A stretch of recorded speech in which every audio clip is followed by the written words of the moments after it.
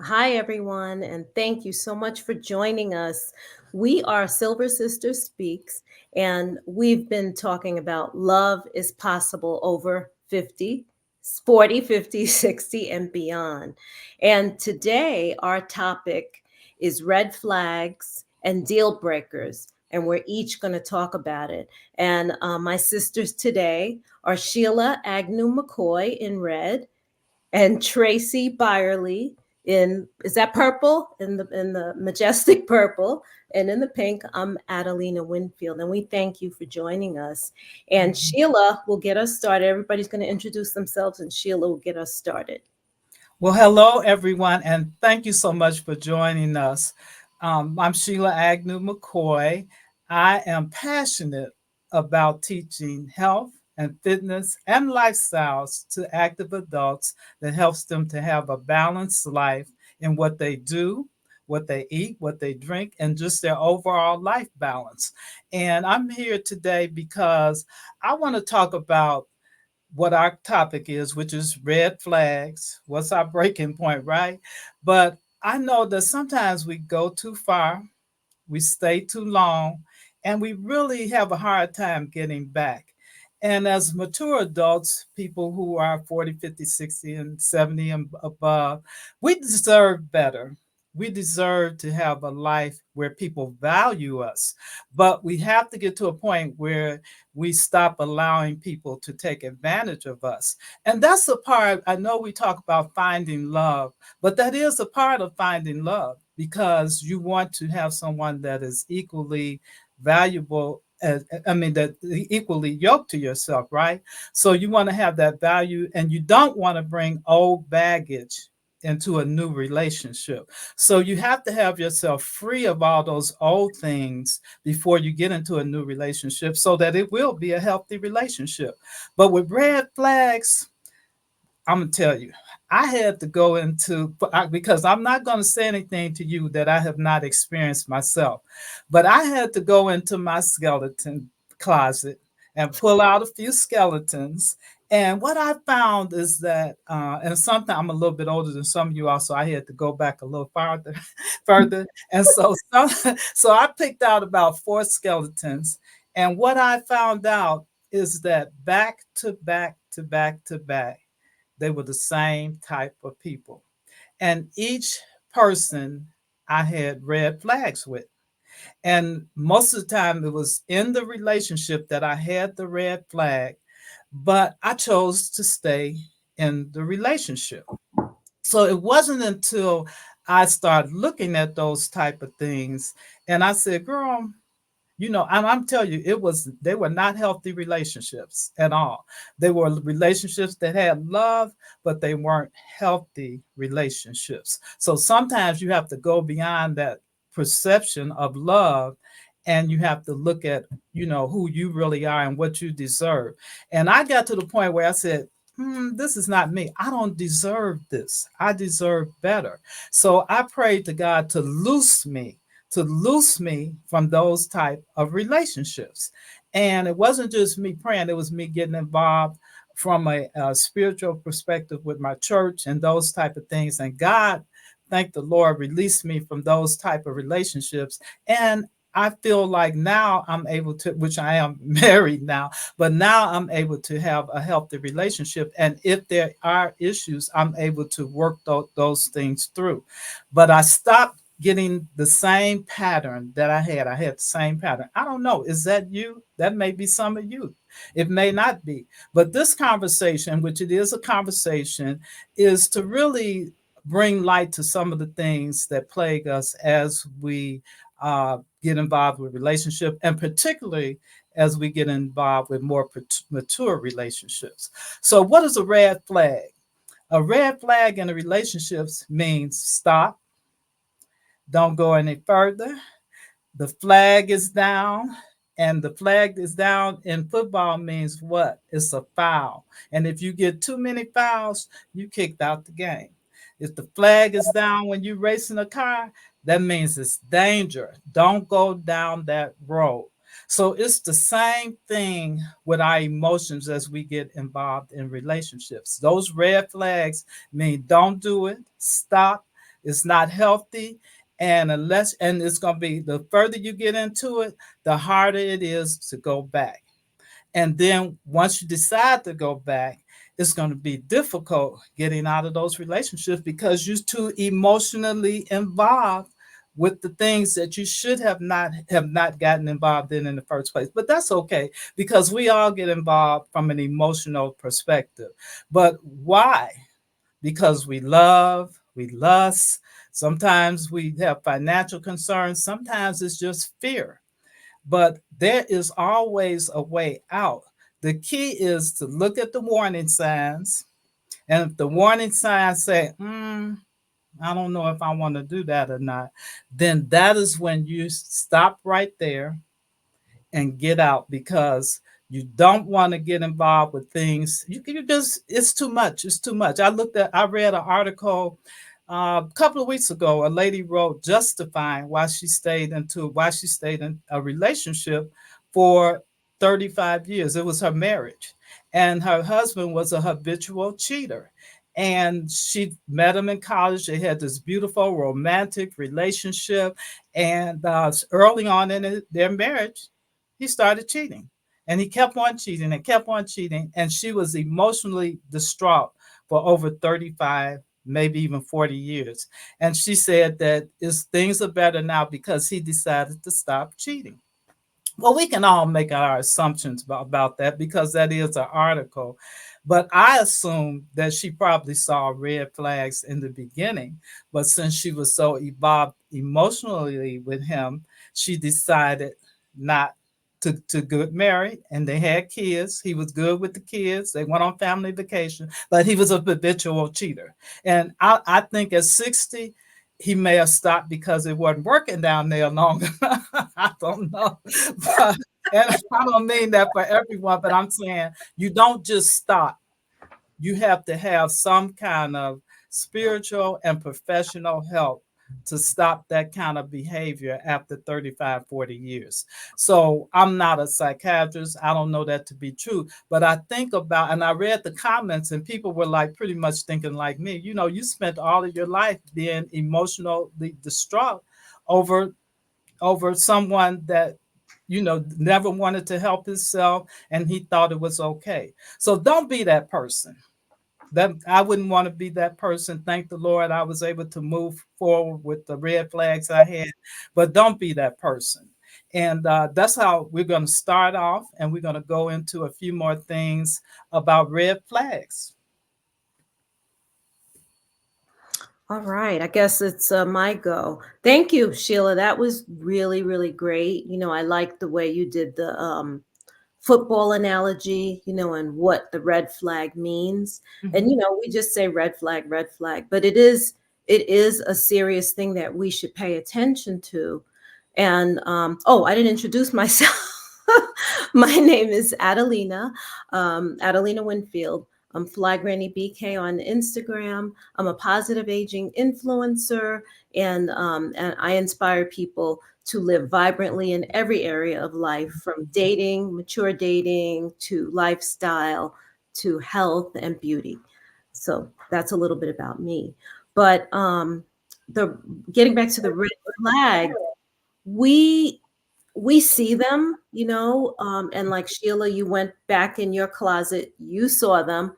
I saw some of mine as well. And the thing about us is that we've evolved, and probably back then we just we're so in need and wanting love that we just accepted it. And Right. then the evolving point of it is you realize who you are, and you're like, I don't have to accept this anymore. And that's part of maturity, and just you know um, learning about life and learning about yourself. So that was great. um, one of the red flags for me is communication. So we are communicative, relational beings.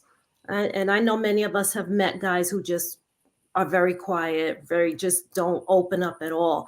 And I was married to somebody, believe it or not, for 16 years, who, when I met him, he was one way. And then after we got married, he just like shut down communication. It was like I reeled her in. Now I don't have to say anymore. And I spent all those years really wanting more communication, more back and forth. And I really didn't get it. That's one of the reasons why our relationship dissolved. Um, and I would be the one trying to pull communication out of him, and he would just shut down, and it's so frustrating.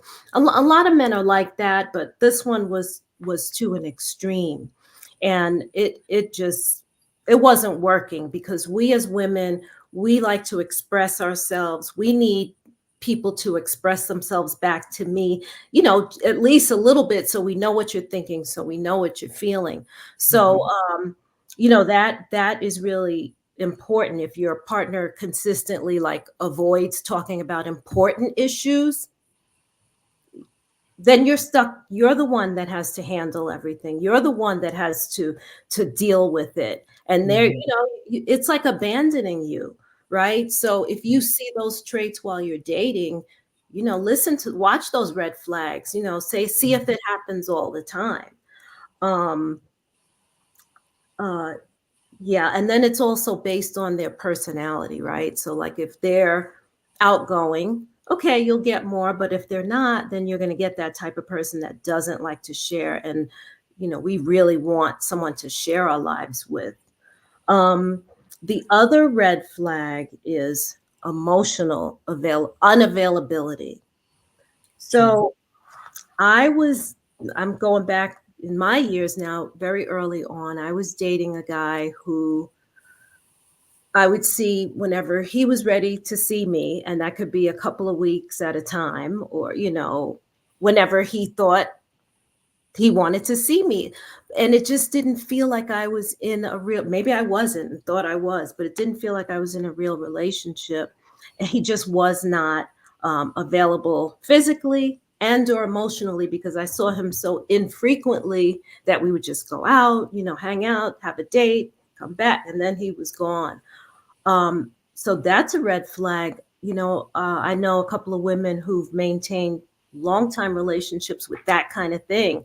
And possibly he's married, or possibly, he's seeing a lot of other women. Um, Mhm. so when you see those things, when you can't get close to them emotionally or otherwise, that's a big red flag to me. You know, um, Again, we want somebody who's available and there and share your life with. Otherwise, why stay involved? And I know a lot of women who just tolerate it, and they're waiting, and it's painful. So the sooner you can not stay too long, the Right. get out, the better for you.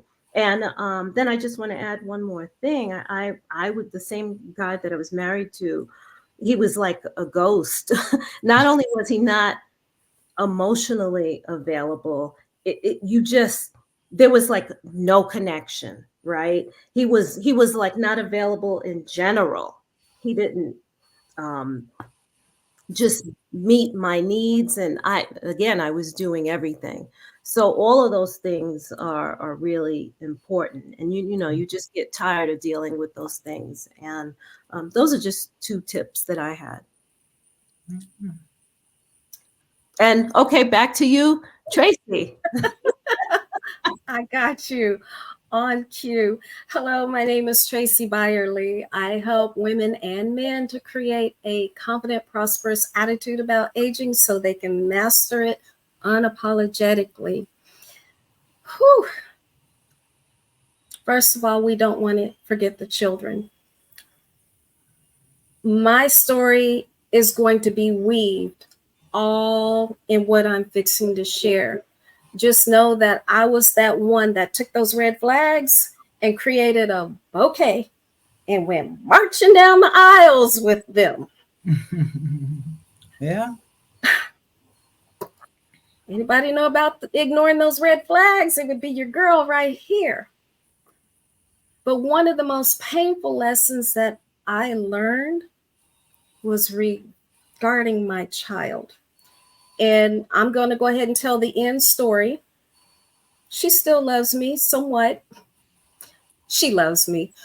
The relationship is still very strained, but she is healing and we are growing together. Spoiler alert, that's the end.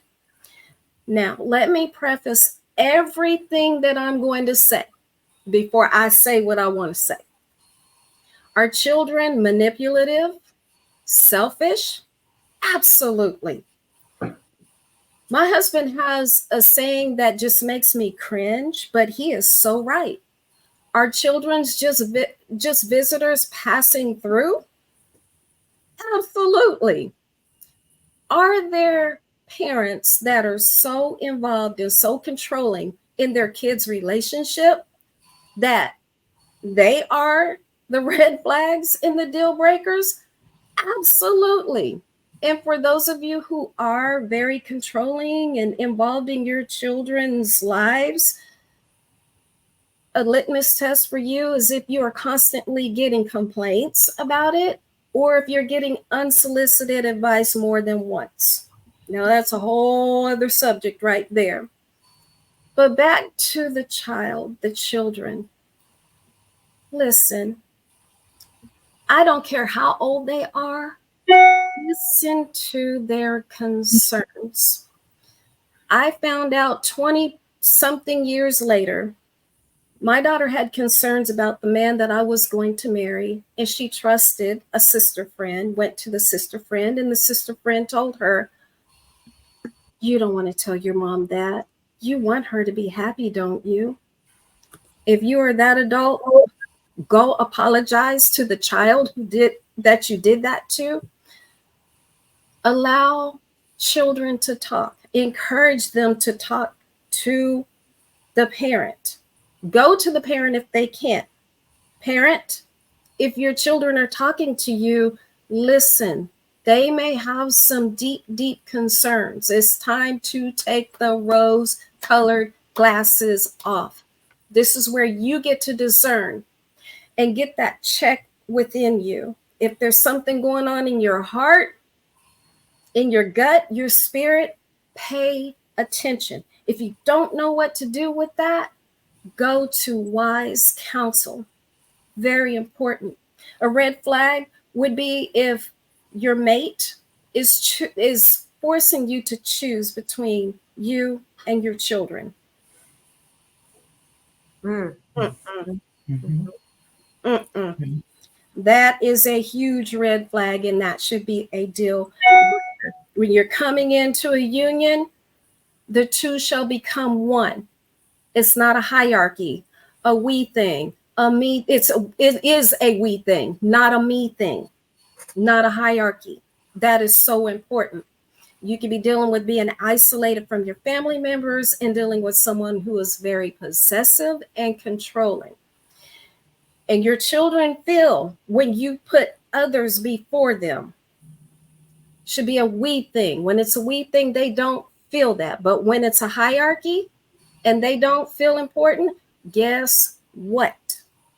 There will be people, places, and things that will make them more of a priority. And that is not what you want. And you better hear me. I know what I'm talking about on that one. So the biggest thing is, and I'm so passionate, and I hope I don't cry because I'm telling you what I know. Are you listening? Are you listening to you? What's going on in your body as you're listening to your kids, as you're listening to loved ones who may be giving warning signs? Hey, something's not right. Are you listening to your partner? Because their responses or lack of is still a form of communication. This is where it becomes more about selfless dating because you're getting everybody, your body, your children, your loved ones, and that person involved instead of selfish. It's all about me and what I want. I'm going to be that one that is going to suck your rose colored glasses off like a bully. Here are your consequences if you don't make the right choices. When that toxic relationship blows up, you are stuck with those children who are beyond resentful, and traumatized, especially the children and the teens who were involuntarily dragged into this relationship and they had no say, Mm, mm. to the ones who grew up to be adults and they are tired of rescuing because of our poor choices, or completely, totally abandoned because they are tired. It is time to stop taking those red flags, and you know them when you feel them, and turning them into a bouquet. And there is a way that we can do this and come out okay. Mhm. First of all, we all agree if you need therapy, get you some therapy. Right. There's something that is called a 10-10-10 list that was introduced to me by a motivational speaker. And that 10-10-10 list saved my life, guided me to my soulmate. Of course, after I got some therapy too. But the first 10 is 10 things that are very important in your mate, maybe one or two things you might compromise on. 10 things that are very important, excuse me, just important. Three or four things you might compromise on. Then there's the do not tolerate, and that is any violations, you cut it. That's what I want to focus on for this brief moment. Why do we need to focus on the do not tolerate? Because we spend a whole lot of time with our wants. My mate's got to have this, drive that, own this, blah, blah, blah, blah. And when we get them, we put up with a whole lot of stuff to keep that what we want. No standards set in place where we draw the lines. Consider this 10-10-10 your heart pact. You're going to write it out and be very detailed about each one of your points. They're your standards, not to enforce on anyone. It's for your information and for you to observe. And there are some rules that will make you successful with this 10-10-10 list. You don't share it, because if you share it with the wrong person, they may be a pleaser and morph into something that is not them anyway, or you're going to have a faker who's going to do whatever they can to get you at any cost. Y'all have heard about that 90-day rule, by the way. Give them 90 days. Usually it's the 91st and beyond where people start showing their true colors. Mark my words on that. Really listen and discern. I know I can't tell y'all what to do because y'all are grown and adults, but if you can keep the sexual stuff out of it as long as you can, do so, because you know that sex stuff clouds your whole thinking and logic at that point. Mhm. But ask the hard questions during this time. Listen for responses. Again, as I said before, check the response or lack of. Still a response. Remember to check in with yourself. And when you write this list, make sure that it is something that you match. Be careful asking someone to do something that you wouldn't do yourself. And if you're not going to do what you're expecting, question yourself and get to the root of why. 9 chances out of 10, you probably need some healing. Don't be the red flag or the deal breaker because you won't get some help. Mhm.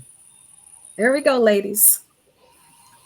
Traci, that was amazing. Really, really, Right. really insightful. Mhm. I know you help a lot of people work their way through this. So that was really good. As you were talking, I was thinking about the warnings from the loved ones.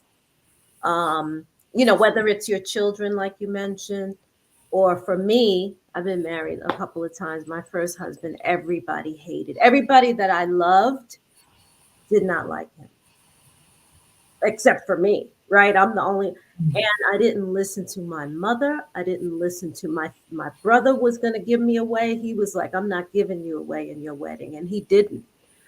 Um, and just friends and people. And guess what? I knew, I saw the red flags. I knew he was like a little, crazy. And I just went But anyway. you just loved him so much. It wasn't even that, honestly. It was I was in love with the like thought of getting married, right? Right. I Okay. loved marriage more than I loved him, Hmm. like, by Right. any means necessary. And he Hmm. was horrible. He was horrible to me. He was horrible to everybody, and I just went along with it. Um, so there were red flags there that I should have heeded. Hmm. Not just my mother, everybody's warning. Um, Right. so that was really important. And then the second part of what you mentioned was listen to your body, because your body really does tell you Hmm. when something isn't right.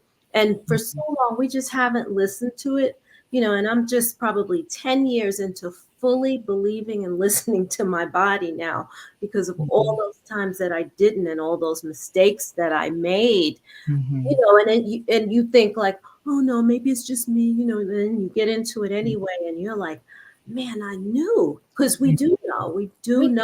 God Right. gives us that, right? Like the Right. intuition, the gut feeling, and all that.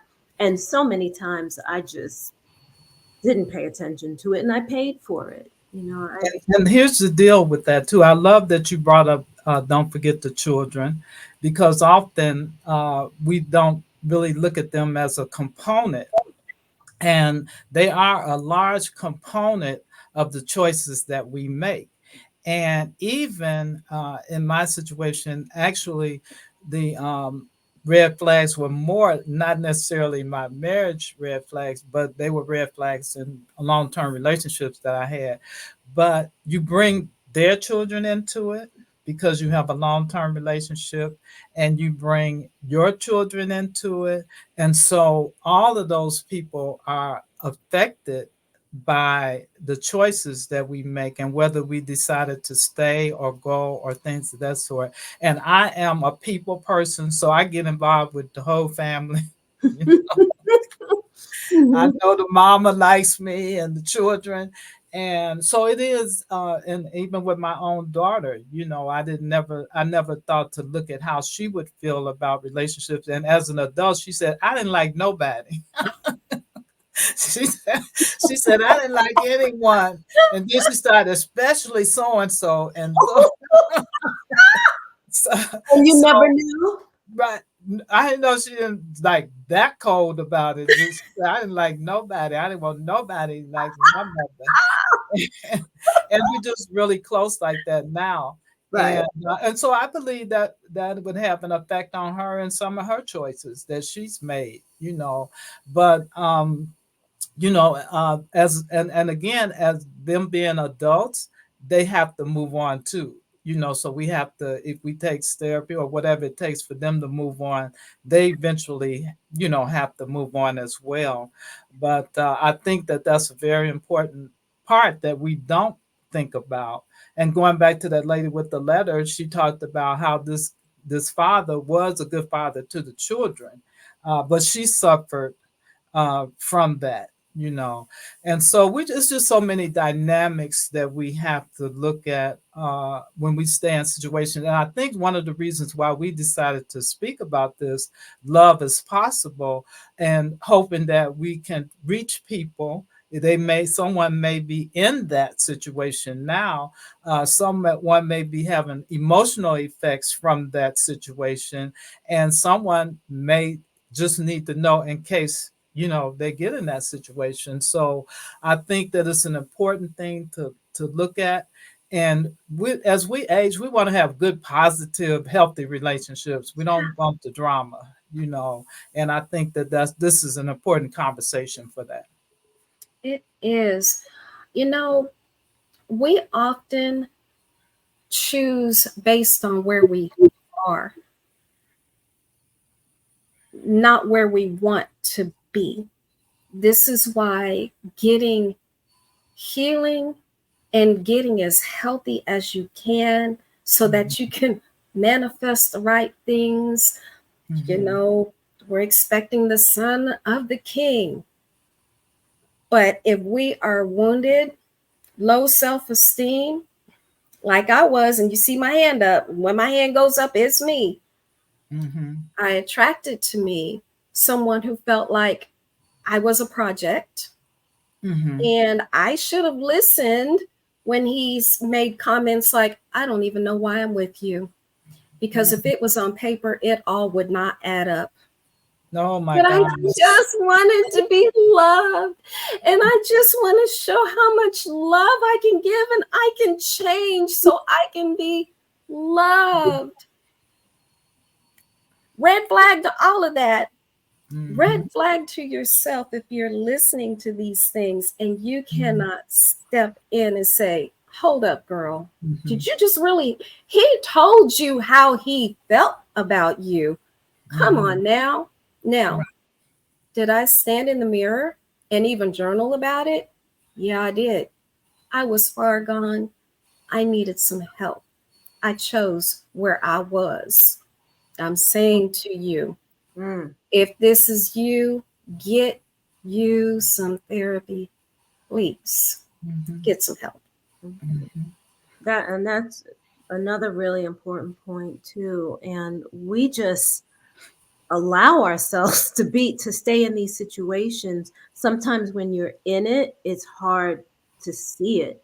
Right. So, hey, we're reaching out to younger folks because we were young and we were not wise. And we just want to share a little bit of this wisdom so that, you won't make the same mistakes. So, heed what we're all saying because we know we've all been there. Right. Yep. And you have to, how do you leave? How do you remove yourself from those situations? And the one thing about it is you have to prepare. You can't, and you do have to prepare, and you have to pull yourself together mentally and physically, and you have to prepare. So when you walk, you don't go back, and if you're not mentally there, if you're still hung up on the emotion, you'll go back. And for me, I could say that the last time I was in one of those type of relationships, the guy called me one day and he said, "Are we still together?" I just walked out and never looked back. Never to this day, never look back. And so I think that we have to put ourselves in that position, whether it's being therapy and spiritual advice and all of that, where where we're healed. We just don't leave. We're healed. So we want to be healed from those type of relationships, from going back to the same thing over and over again.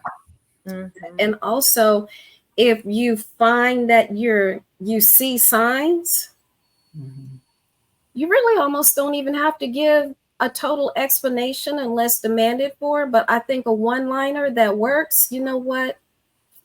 I'm just not the woman for you. Yeah, I'm gone. I'm just not the woman for you. And leave it at that and run, Forrest. Run as far as you can. Run. Because I always say, if it's a maze, even a maze has one little hole out. If that's what you find, get in that little hole and dig yourself out. Get out. It's worth it. It's worth it. Yeah. It is. There And is hope. You have to know yourself and begin to not accept that anymore and really don't be a victim, and also just realize your worth, that you don't have to stay. There's more love coming. Some women do that out of desperation.